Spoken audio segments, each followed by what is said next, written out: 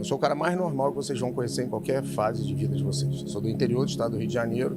Meu pai é motorista de táxi com a 4ª série primária, minha mãe costureira analfabeta. Morava num bairro, condomínio. Meu pai odiava falar favela, então a gente chama de conjunto habitacional.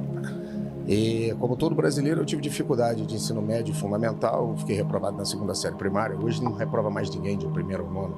E comecei a trabalhar aos 12 anos, muito comum no estado do Rio de Janeiro, mas trabalho de verdade. Aos 16 já carregava caminhão numa empresa bem conhecida que abastecia bombonas para Metalúrgica Barra do Piraí. Mandava bombonas para Petrobras, aquelas de 200 litros. Depois resolvi fazer concurso público e entrei para a Polícia Militar do Estado do Rio de Janeiro e fiquei 11 anos lá.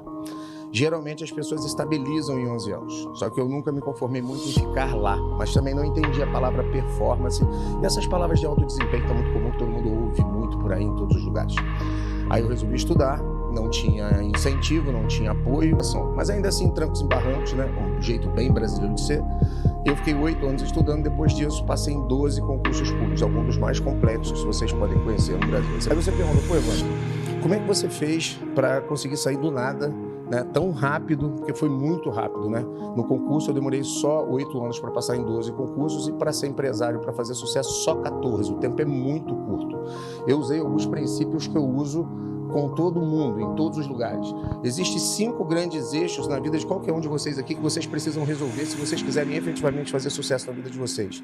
E existe uma frase que diz assim, você não pode ser bom em uma coisa e ruim em outra, porque senão você não vai ter uma vida próspera. Eu sei que parece um pouco de papo evangélico, até porque nós temos, eu e a minha esposa, a cultura evangélica, mas isso aqui não tem nada a ver com papo de evangélico, não tem nada a ver com papo de que o Espírito Santo vai descer e vai fazer por você, mesmo que você tenha uma fé inabalável, que a competência do homem, Papai do Céu jamais vai mover uma palha se você não acordar bem cedo e dormir tarde.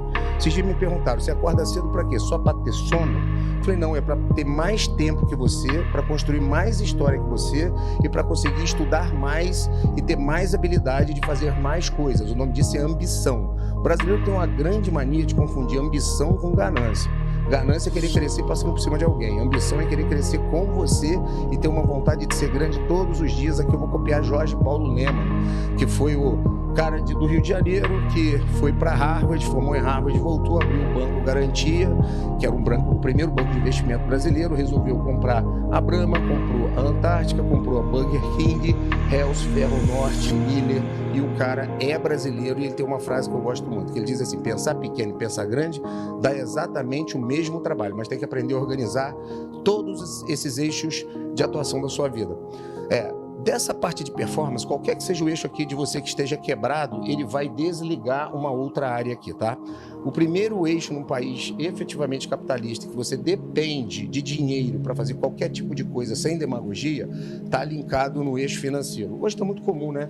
Senta na internet, alguém fala assim, pô, cara, faça as melhores aplicações do mundo, aplique em CDB, CDI, coloque em fundos de investimento, aplique nas ações, melhores ações, ações preferenciais que pagam dividendos. Hoje todo mundo sabe falar um pouquinho de investimento. As pessoas só não sabem o eixo do financeiro, que é como ganhar bem, gastar menos e ter uma margem para jogar a longo prazo. Então o financeiro é o eixo central. Sem o financeiro, todo o resto ele se quebra, tá?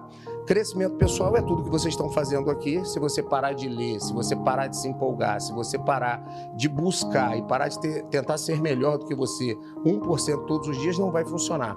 Esses dias eu estava com o Thales, eu acho que muitos de vocês devem conhecer, que é o fundador do Easy Tax, e ele estava falando exatamente isso. Ele falou, pô, Evandro, a gente para 1 minuto da nossa vida, sendo que 45 segundos está sendo de estudos, 15 é para dar uma refrescada e voltar depois para poder continuar a busca. Então, o crescimento pessoal você não pode parar jamais.